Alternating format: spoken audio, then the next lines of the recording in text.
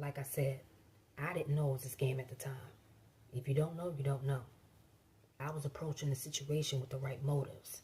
I didn't know that people were really out here being deceptive towards other people. So the people that were emailing me, the ones listed in here, was giving me instructions telling me what to do. They was telling me to deposit the startup check, the one that they sent to me in the mail, into my bank account and allow 24 hours for clearing. Then deduct my first week pay of $450, in which I did, and send the balance to the installer. This was to afford the mutual relationship between me and the installer. In actuality, I didn't get anything because you know why? It left my bank account in a negative balance.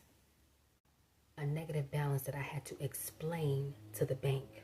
So I had to contact the bank's fraud department and let them know, hey, I was victimized by a scam. And I gave them every email, every receipt, and I let them know I am not a part of this. I'm thinking I was applying to a legitimate job and it wasn't. So the bank took my information and they eventually closed my account. I'm not with all that scheming and scamming, and so I knew that I had to do the right thing and I had to report it, in which I did. On October 16th, 2017, I reported this to the Internet Crime Complaint Center. Now, whether they did anything about it, I don't know, because I never heard anything about it since then. And this was my first experience and a lesson learned, that I would tell anybody.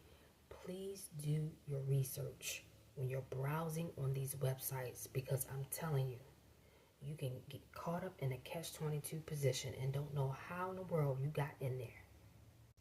But I also didn't stop there. I also reported it to the Consumer Protection Division on September the 6th, 2017.